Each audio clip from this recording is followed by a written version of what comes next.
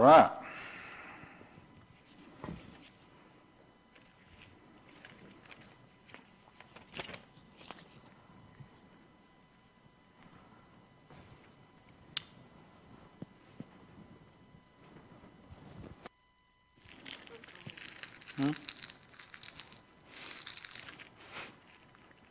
What? Revelation.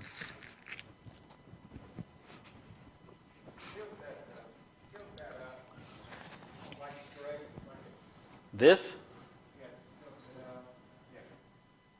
Like this way?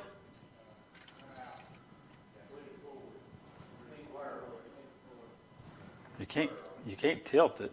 It don't. Put it back on that next, on the bottom. Move it back. There's a book behind it. I'm trying to get it where they can see it. The video got a glare. Just hold it right there. How's he gonna teach and hold it back? I'm going to put it back over there. I'm not even going to use it. Can he put his foot behind it? All right, go ahead and lean it back. Lean it back. Go ahead, go on. You don't have to hold the whole time. I don't have anything to keep it up, but it does better if I can get that. Can I book?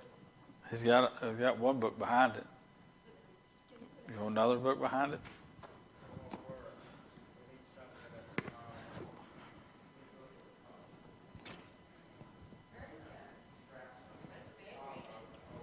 Is that better?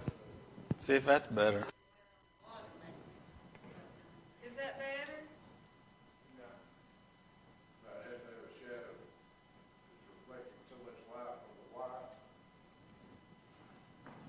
We can't see it. That's all right. Go ahead. Okay. All right. Revelations chapter 13. Going to finish up chapter 13.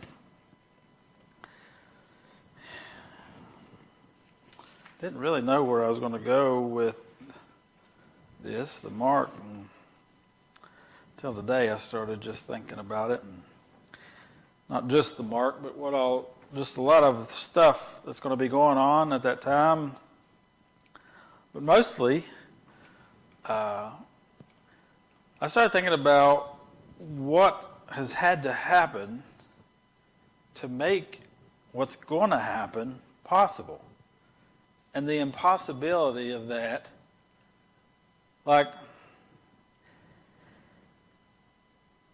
we need to, a lot of times, just take a Salah moment and just think about when this book was written. And then think about the information that this book is giving us, that up until the last 100 years was absolutely,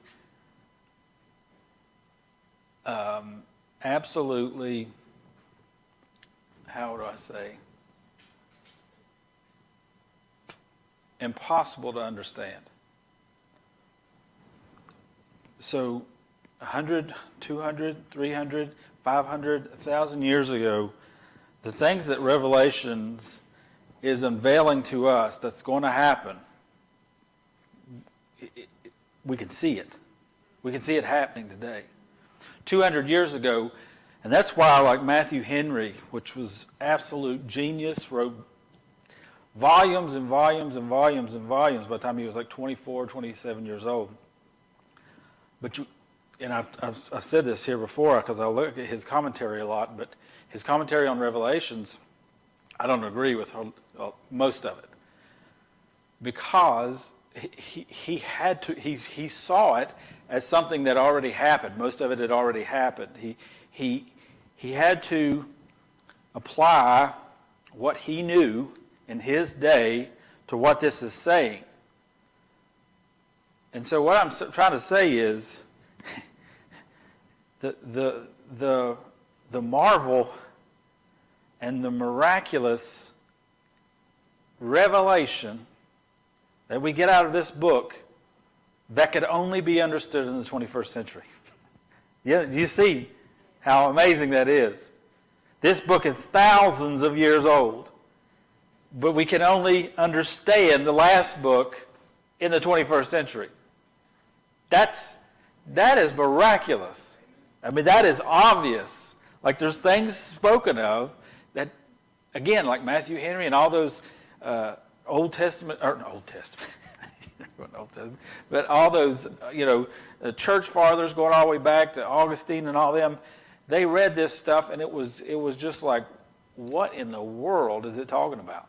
Like, it doesn't even, it couldn't even have possibly entered their mind. What I'm saying is today we take it for granted, especially me, because I'm, 45, born in 78, so my whole life, I mean, I've lived through a lot of technological, advances, but still, like, I take it for granted, and I read this book with 21st century eyes, but put yourself in the first century.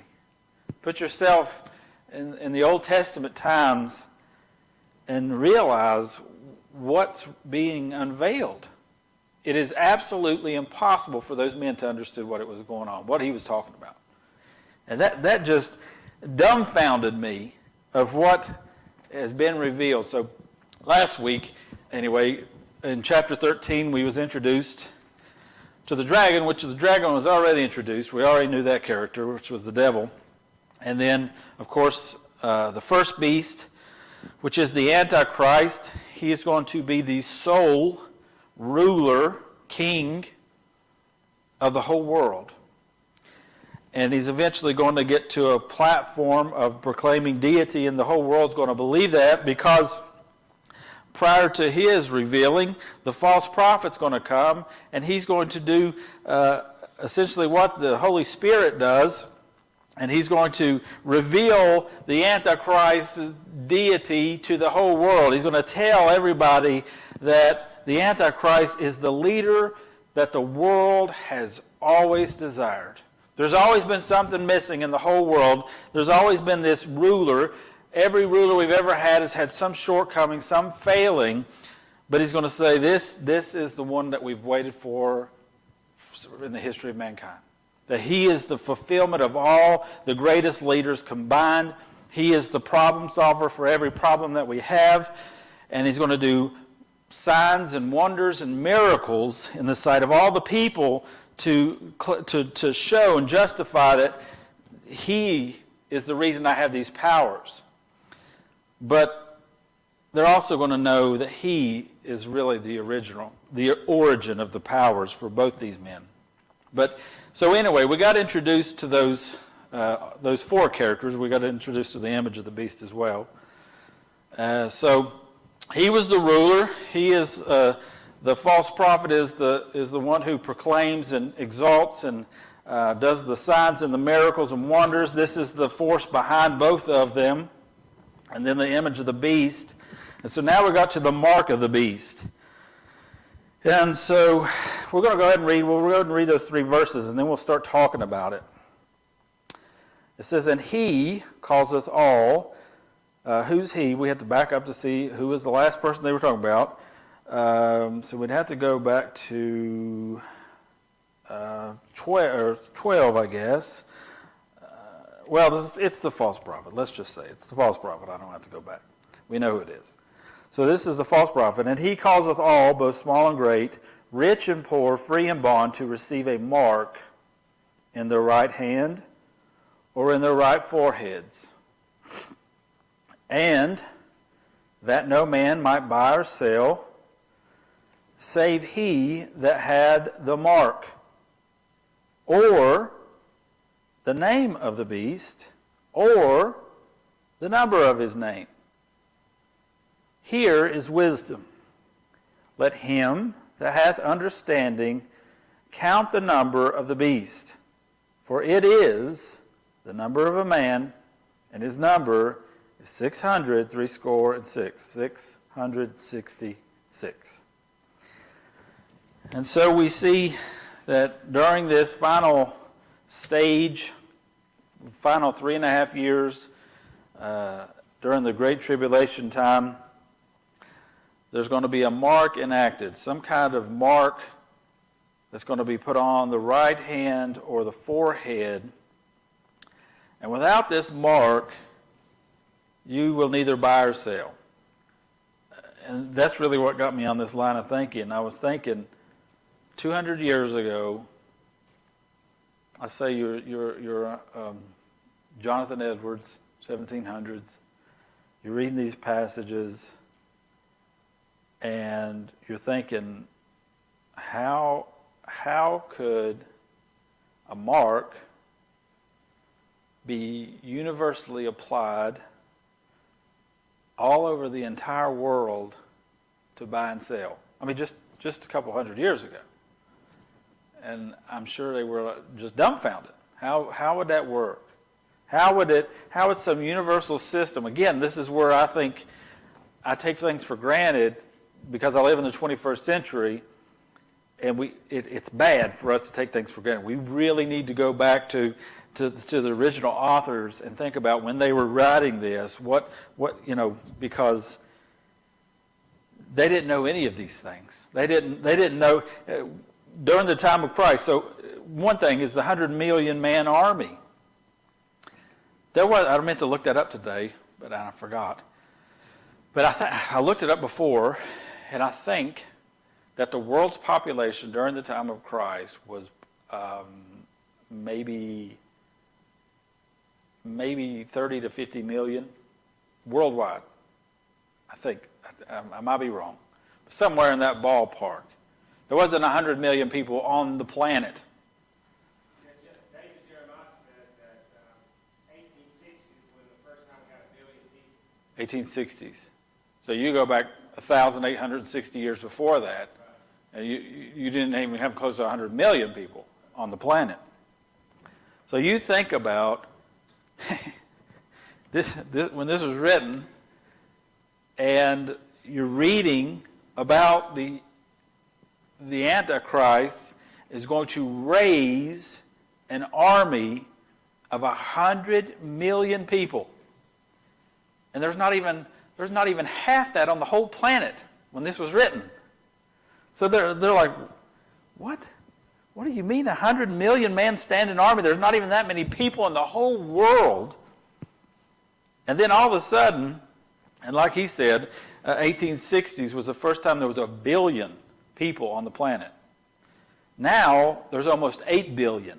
We're almost at 8 billion. You see the acceleration. And that's what one thing is just in our lifetimes, in my lifetime, in your lifetime, the acceleration of population, of technology, of all the signs and wonders that point to the coming of the Lord in the last 100 years is by far tenfold more than all of the 1900 years before it. Like the acceleration. And that's exactly what the Word of God says. It says it's going to be like a woman in birth pains. It says the earth is going to have these birth pains. And it says, if you have had children, you understand that the closer you get to conception, the more frequent and the more intense the birth pains get. And so the Lord was warning us and telling us as the final day approaches, you're going to see these birth pains get absolutely more intense and more frequent. Just it's like a funnel. And so the last 100 years, I think we're seeing the bottom of the funnel. I think everything is just whirlwinded down to like this is the time. And so, again, they could not have possibly imagined how some kind of mark could be put on somebody's hand or forehead and then universally throughout the whole world be used as currency. And that would be the only currency. In the whole history of mankind, the whole written history of mankind that we have, there has always been in every culture some kind of monetary currency. Most of the time it was coinage, and then, probably 18th, 19th century we went to paper style. But there's always been some kind of monetary currency. And it was culturally based. And it's still, even in my lifetime, it's still, I can't go to Korea. Like, I've been to Korea, I've been to South Korea, I've been to Thailand, I've been to Myanmar, I've been to Guatemala. I've been to all those places. I cannot take a $5 bill and give it to them, and they're going to take it. They're going to be like, that don't go here. What do you mean? That's not our money. That's not Guatemalan currency. That's not South Korean currency. That's not Myanmar currency. You know what I have to do? I have to go to the bank there at their country and get a currency exchange. And I have to get their money for it to work there. But do you know what I don't have to do? And I've used it in every one of those countries. I can get this right here. This universal currency. I can use this anywhere in the world. It's written in English, but they don't care. All they got to do is swipe it. I've used it in Thailand. Not this particular one. I've used this one. Myanmar, Thailand. I've used it in South Korea. I've used it in Guatemala. Universal currency. This works all over the world. This is the first time in history. Like, I want you all to see this. This is the first time in history that there's been this universal currency that I can go anywhere in the world. I can go to Russia, I can go to Turkey, I can go to Iran, I can go to Iraq, I can go to Israel. I can go anywhere in the world and slide this card and get whatever I want. Anywhere. Now, how many... Huh? Well, it's got the chip, but they accept credit cards everywhere. It's just a universal acceptance now. These they were started as a dining card club in the 1950s. That was the first initiation of credit cards, was this dining card club, and that's how they got started. But they really didn't take off until 70s and 80s. Then they started really taking off. But before that, there's no such thing. There's no comprehension of universal currency except maybe gold. But you're not going to go to a grocery store in Myanmar and give them an ounce of gold. They're still not going to take it. They're going to be like, that's probably not even real. You see what I'm saying? But we read here, there's going to be some kind of mark,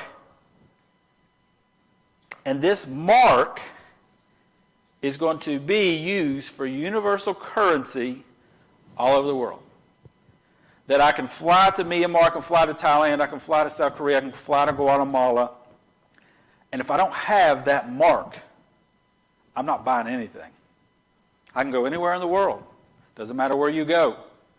Because there is no more cash, there will be no more, there will be no more cultural monetary currency. This is going to be worthless. All of your money is going to be linked to that mark. And again, that was unimaginable up to 100 years ago. But today, my goodness, I could see that happening tomorrow. That could happen tomorrow. With the introduction of the credit, I'm using the credit cards now all over the world as monetary currency all over the whole world. I can use it anywhere I want. How they've already got the technology. What I'm saying is, God told us about this thousands of years ago, and He has orchestrated it to take place.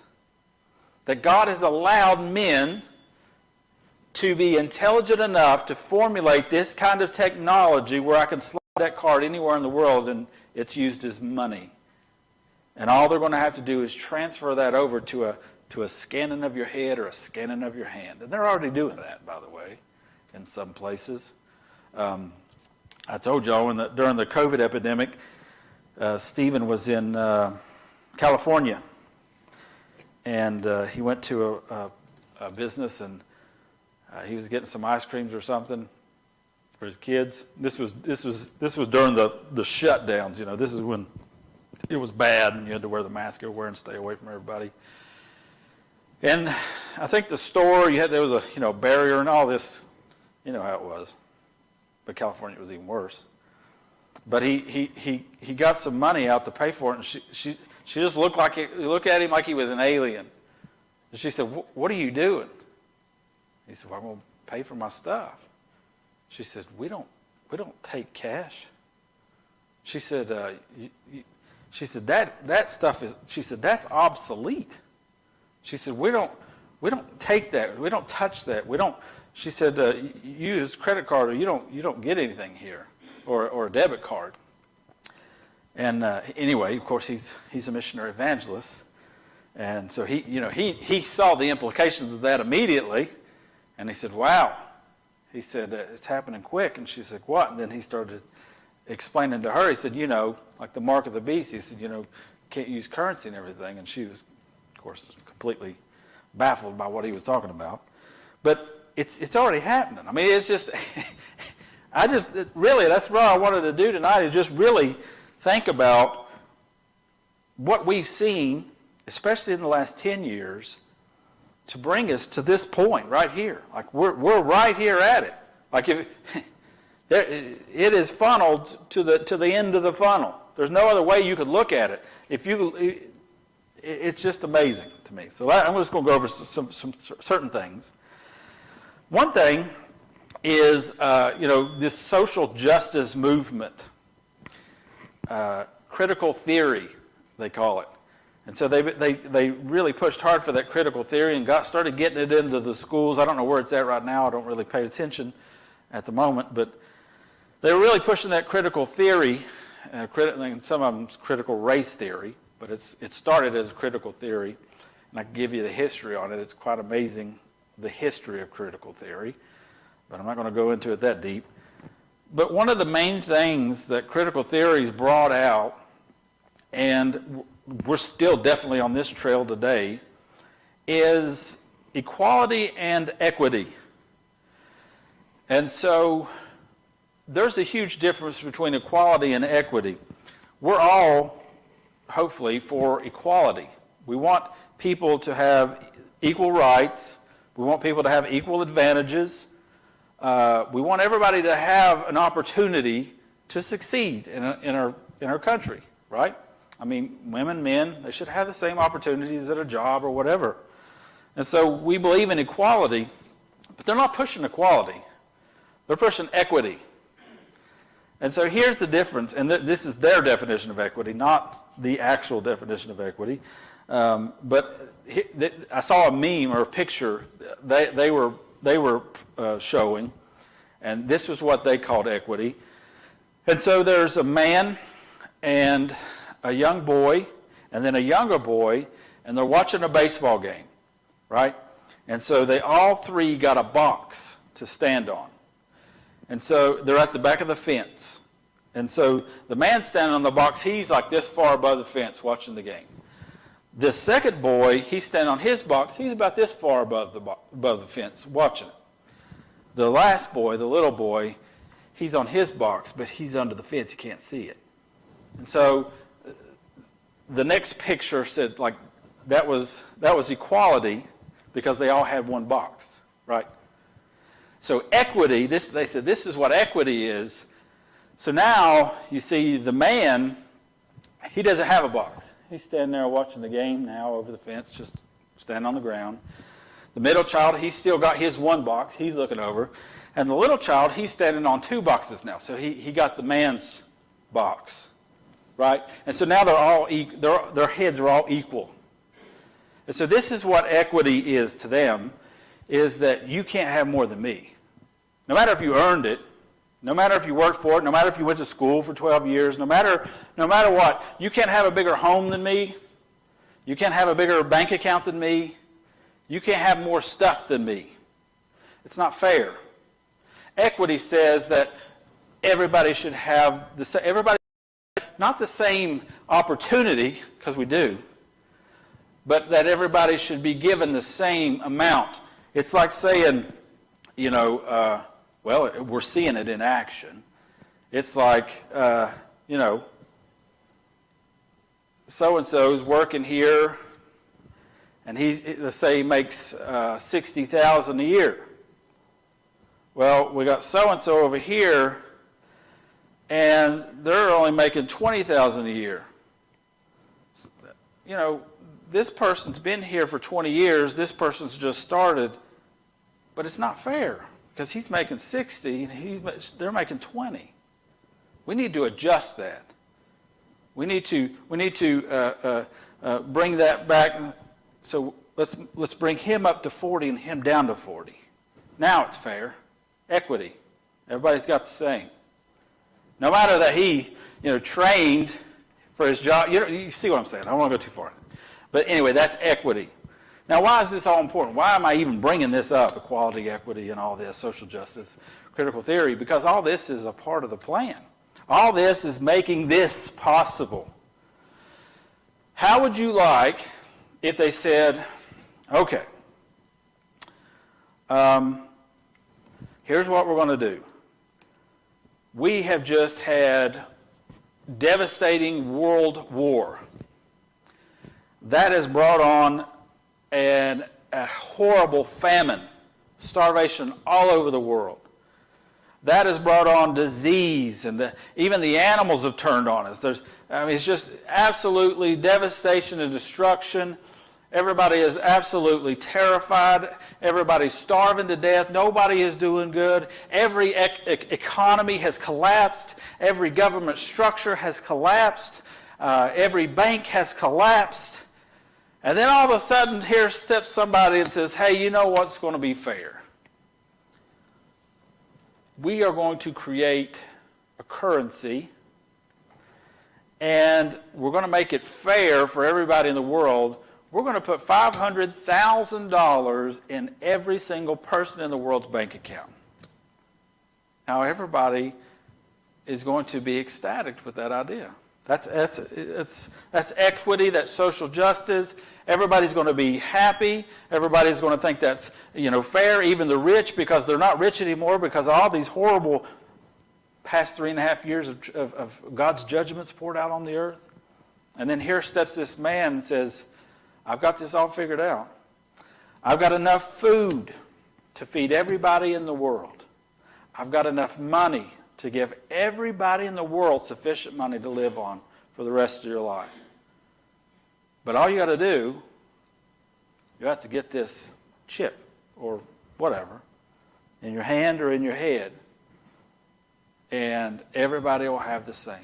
It's going to be a utopia. It's going to be a paradise. It's going to be a socialist. This is the socialist utopia where everybody has the same, and you don't really have to do much of nothing for it, that you just have it. I mean, we can see already in our government this idea of, I don't really want to do anything, but I want what everybody else has. And then the government says, well, if you vote for me, I'll make that happen. Because when I give it to you, instead of you working for it, instead of you earning it, because this is what the Antichrist is going to do, this is equity.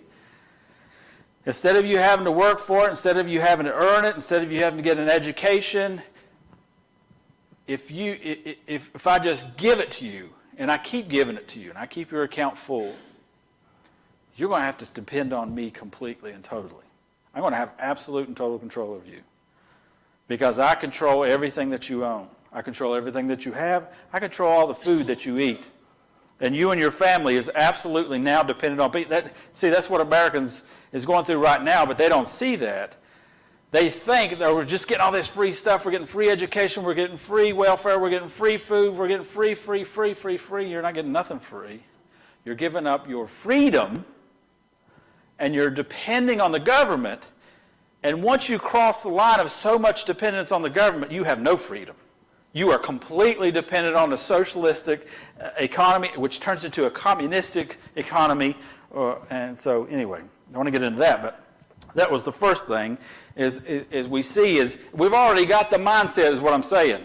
We've already got the mindset ready for the Antichrist to step in and say, hey, I've got all this taken care of. We got these Visa cards now that people can give you prepaid Visa cards. Well, the Antichrist say, I've got a prepaid plan where you'll never have to work, you'll never have to struggle, you'll never have to think about food again. All you got to do is get my mark here or get my mark here. But the only way this is going to work is if everybody in the world does it. And if anybody in the... we've already, and I hate to touch on this, but we've kind of already seen how this is going to play out. The vaccine thing. When people was getting vaccines, when the government was telling everybody you're pretty much going to have to get the vaccine, you're not going to be able to travel, you're not going to be able to do this, you're not going to be able to do that, and then they actually started a propaganda against people that were non-vaxxers, people that did not get vaccinated.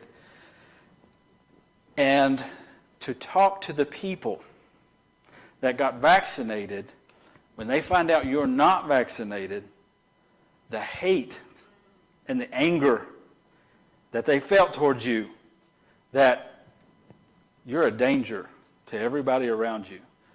You are putting everybody at risk because of your selfishness. You are putting everybody at risk because you want to do what you want to do, because you don't trust anybody, you don't trust the government. You're a problem. And I mean, you could see there was people, literally celebrities, saying, "I wish those people would just die."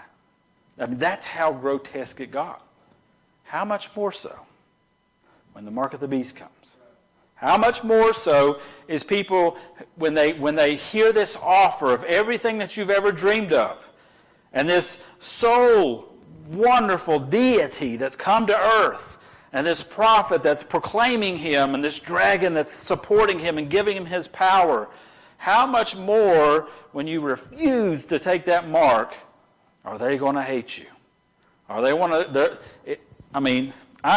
It shocked me, the attitudes, the anger, the hatred that I saw in people, that I couldn't believe it. I could not believe it. And I don't want to get too much into that. But again, with the vaccine, I'm not an anti-vaxxer. Please, don't email, don't post, I'm not an anti-vaxxer. I'm just using this as to show how easily this can be ushered in.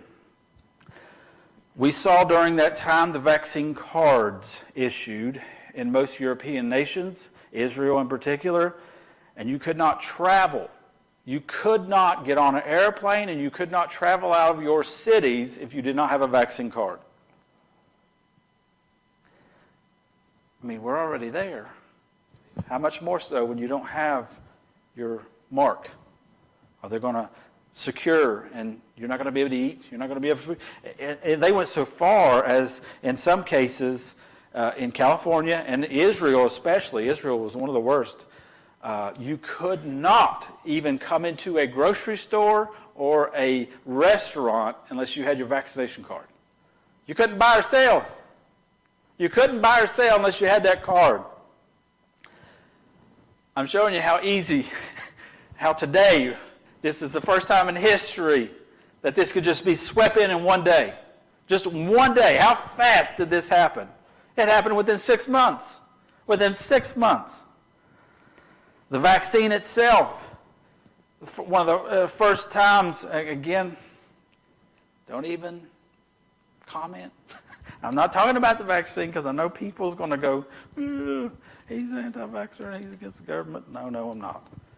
I'm just showing how easily this can be ushered in, how we're ready. We are primed for the Antichrist to take over. The vaccine itself was a worldwide ordinance. That's the first time that's ever happened. That all over the entire globe, they issued that everybody in the world needs to be vaccinated immediately.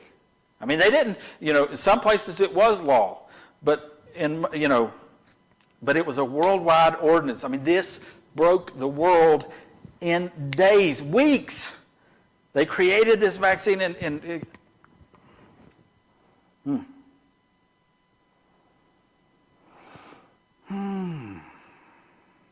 And I've already said this, but we've already seen the violent backlash and hatred for refusal to conform to government mandates. Not just from the government, but from our own people.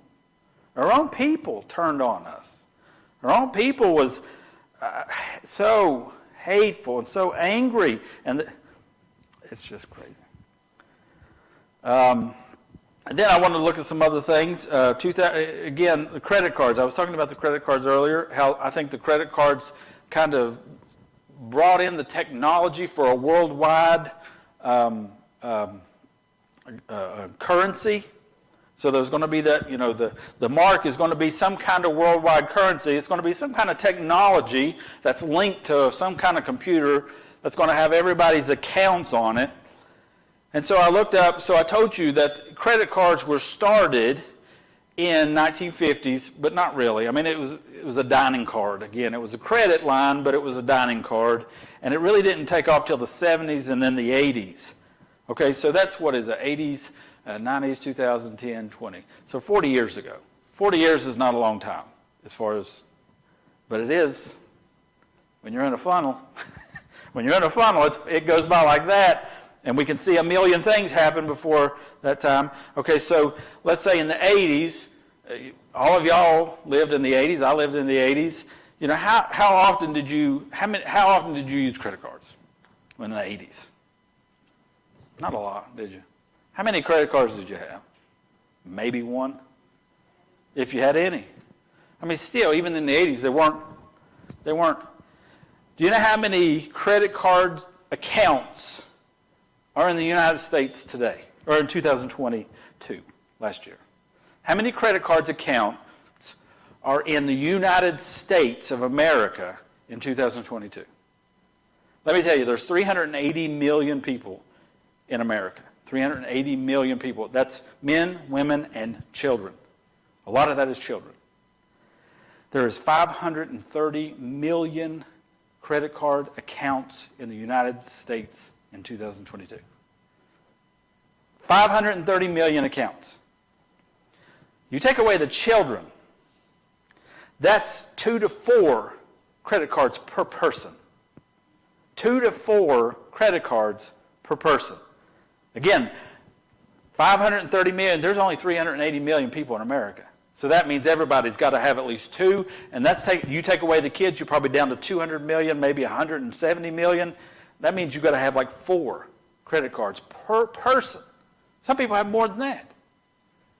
And so that just shows you, just in 40 years, it's completely took over. Now you talk about a complete collapse of an economic collapse of all world systems, which the tribulation is going to do that.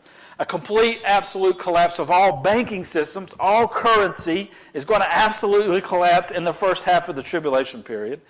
So all the food supplies, all monetary is going to completely collapse. So what's going to be the solution? This guy is going to have an answer for everything. Our food problem. We're going to have a food shortage because we see 1/3 of the fish are dead. 1/3 of the land animals are dead. 1/3 of the trees and the grass is dead. There's not enough food for everybody.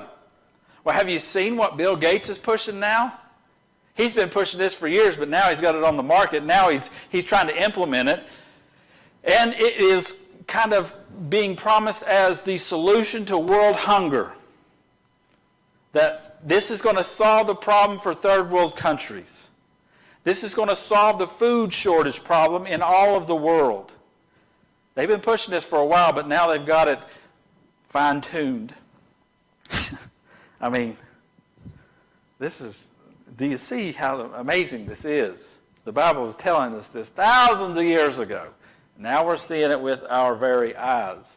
And this is the only age that all these things could possibly have happened. But now Bill Gates and them has come up with this chemical process to create meat by simply putting chemicals together. So we no longer need animals. We can create all this meat, all hamburgers, steak. They said they can make any kind of meat, sausage, hot dogs. They can make any kind of meat you want out of these chemicals. It's going to be the next big thing and the solution to world hunger. Who's in control of that during that time will be in control of all the food. If 1/3 of the animals gone, 1/3 of the fish are gone, 1/3 of the plants are gone, 1/3 of everything is gone, and you're starving to death, there's no food, there's no money, there's no jobs, there's no economy, there's no banking, there's no nothing. And he's got the answer to it all. How easily they're just going to say, put it in me, please. and how difficult it is going to be for those who get saved during that time. Because guess what? During that time, men and women are still going to have children. And maybe you got a teenage child. Maybe he missed the rapture with you. How many moms and dads are going to sit there in a cave somewhere and just watch their children starve to death? When all they know, all they got to do is, I can sacrifice myself and I can feed my children. I mean, how hard is it going to be to live through that? And so something else that had to happen, and I think this was in the I looked it up, but I forgot now. 1945. So World War I, World War II. Again, I want you to see the design of God. I want you to see that, God is sovereign. He's in control. He is in control of this whole thing. That from the beginning of the world to the end of the world, He has orchestrated His plan perfectly, and it's going exactly according to His detailed plan. So for this man to be in charge of every nation in the entire world, all the nations are going to have to eventually come together. So in 1945, so World War I, we had, Japan and I don't know that much about World War I, but anyways, World War. We had all these nations fighting each other in World War I. World War II, I do know more about. We had Japan and Germany coming together against, they took over Poland, they was taking over France, they was taking over, wanted to take over Britain, they almost destroyed Britain, until finally the Japanese bombed Pearl Harbor and got us involved. They said, uh-oh, we woke up a sleeping bear. And so we got involved, and then, of course, we won, thank God, or we would be speaking German or Japanese. But these world wars, they had to take place to cause something. What came out of World War II? Now, two things came out. Two absolutely major prophetical things came out of World War II. Number one, Israel became a nation in 1948, May 14, 1948. Israel became a nation. That had to happen. We'll talk about that in a minute. Number two, the UN was created, the United Nations was created in 1945. United Nations, and then we got NATO, and so we got all these nations coming together to stop the threat of another world war. And so all these major countries in the world are now supplying all these troops and all these arsenal to this United Nations, this world power. And by the way, our president and a couple of our presidents in the last few years, several years, have said in so much that we really do need a one world government. That we need to get to bring together, one government that really just leads the world. I'm sure they're thinking it needs to be us, but UN has started that trail in 1945. So we're already on our way to a one world power. All the militaries being drawn together, because once UN, if it ever got so big, there's nobody that could resist them. China is the only one right now that we're concerned with. All right, so the founding of the UN, 1945, 1948, the founding of Israel. Again, we're reading the whole book of Revelations, written by John in about 90 to 98 AD. Jerusalem, by that time, 70 AD, Jerusalem and the temple had already been absolutely destroyed by Nero. John knew this, didn't mention it in Revelations because it wasn't pertinent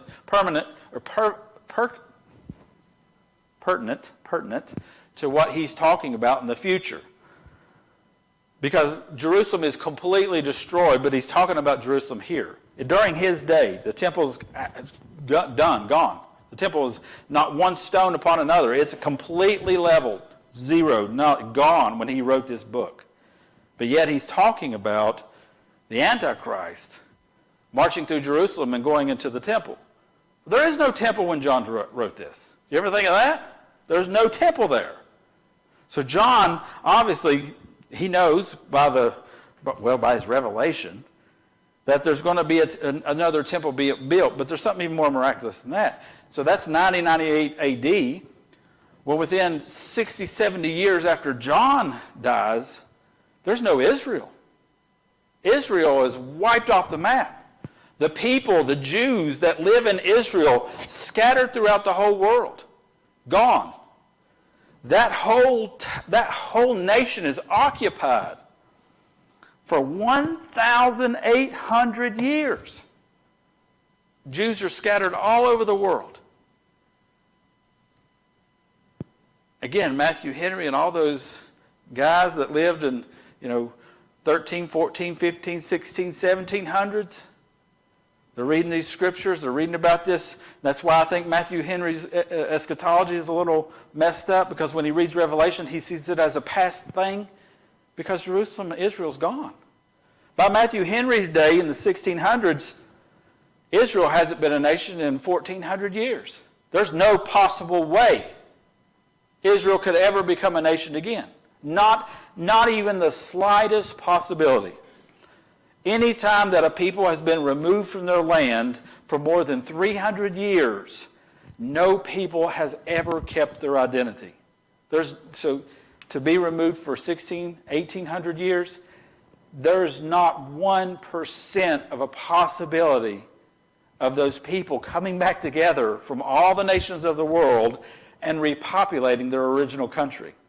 Do you see how miraculous this is? Do you see why, like, Matthew Henry and all them reads this and says, well, this had to mean past. This has to mean what Nero did to Israel. This couldn't possibly be future, because Israel's gone. There's no possible way that Israel could ever be a nation. But 1948, Israel became a nation again after 1,800 years, 1,800 years of the Jews being scattered throughout the world. And if you'll just sit down, I want you to go home. I'm giving you a lot of information. I want you to go home and just meditate on this for a while. Let it stew in your brain, the miraculous, marvelous, absolutely, without a shadow of a doubt, this is one of the most powerful evidences of God that I've ever encountered, is that there is still Jews, that there is an Israel. That's the most powerful testifier, witness that there is a God. There should not be Jews. There should not be an Israel. Again, I know it's not going to sink in right now. Go home and stew on it for a while. 1,800 years. Okay, let's say they took you out of, let's say we lived in Bristol. Let's say we live in Bristol. Let's say we're the only occupants. Let's say Bluff City, because it's smaller. We all live in Bluff City. We're the only occupants in Bluff City. We make up Bluff City, right? And there's 1, 2, 3, 4, 5, 6, 7, 8, 9, 10. 10 of us. Okay, some evil ruler comes in and divides us up, sends mom to, California, sends Mary to Arizona, sends me to Canada, and, all over the world they ship us, because that's exactly what they did to Israel. That's exactly what they did to the Jews. They didn't ship them out together. They scattered them so that they would lose their identity. Who's behind that? Well, the devil, because he wants to foul God's plan. He knows God's plan, but he can't do anything about it. And so he scatters us all over the country, all over the world, and we're Bluff-Cityans. How long are we going to keep that? In 100 years, is our children going to say, my heritage is Bluff City. I'm from Bluff City. That's where my people's from. 500 years. They're living in Canada. I'm in Canada, remember. 500 years later, 6 generations living in Canada. We're from Bluff City. We're Bluff-Cityans. Right. They're Canadians.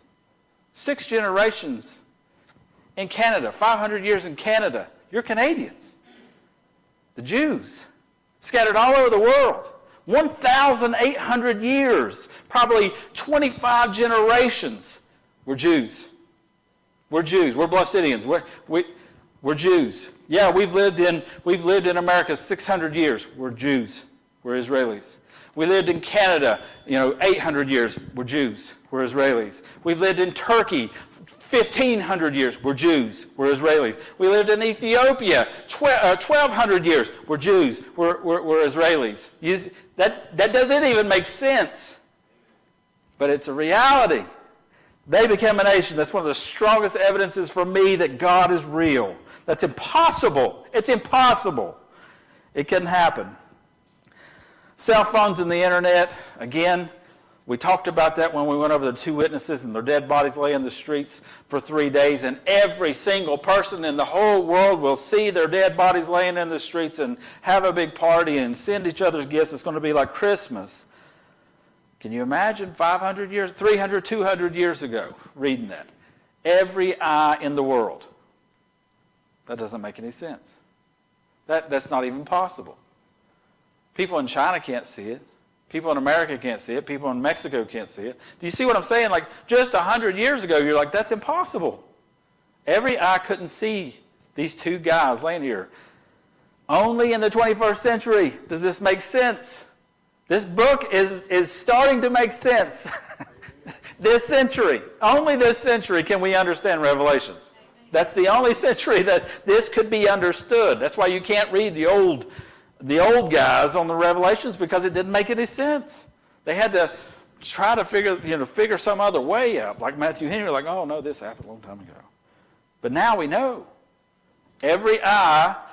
I've told you, like Stephen, he goes to Africa. He goes to the poorest parts of Africa. Let me tell you, every kid's got a cell phone. They may not have a house. They may be sleeping in caves. They got a cell phone. Everywhere you go, Myanmar, they got a cell phone. Everybody's got a cell phone in this world. I don't know what it is. You can go to station, go drive by it all the time, by my house. They got a tent out, government phones. Come here and get your government phones. They want everybody in the world to have a cell phone. Why? Well, God's behind this. God's going to make sure every eye in the world is going to see those two witnesses, because he said it's going to happen. So God's going to make sure every person in this world's got a cell phone. So when those two witnesses lay in the street, he wants every eye in the world to see their dead bodies and to celebrate. But that's not what he really wants them to see. He wants every eye in the world to see them wake up. He wants them to hear his voice saying, "Come up hither." And then their bodies raise up. And then it says, fear falls on every person in the world. That absolute fear and dread. That's when they're going to run and hide. Oh, and I've already talked about that. The introduction of chemically made meat that could supposedly feed the whole world.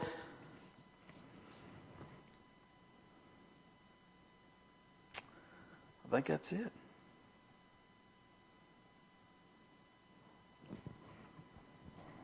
All right. Does anybody got anything else? I mean, I just did this at work. Again, I wasn't even going to go this direction. I was wondering what I was going to talk about for the mark of the beast. And then I just started thinking about all this stuff and how the mark of the beast don't even make sense 100 years ago.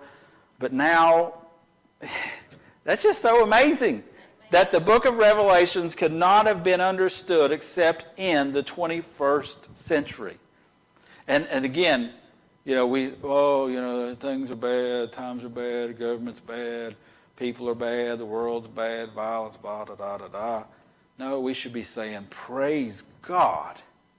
We are in the last days. We may be the very generation, and I believe we are, we may be the very generation that actually sees our Lord break the eastern sky. We may be the very ones that never have to taste death. We may be the very ones that just be caught up, away, gone, raptured out of here, just immediately gone. We don't have to taste death. I think we're that close. I think, Mary, what are you, 86? 85. Well, 85. I think that within your lifetime, it is very, very possible. We were talking coming out here how all the governments, the IRS, everything is collapsing. Yeah. There's no faith in any of it. No. Justice is backwards. And again, that's all got to happen. Everybody's got to lose faith in their governments because they're going to put faith in one man. We always thought we could depend on the Supreme Court. Yeah. It's Yep, it's through and through crooked. It's through and through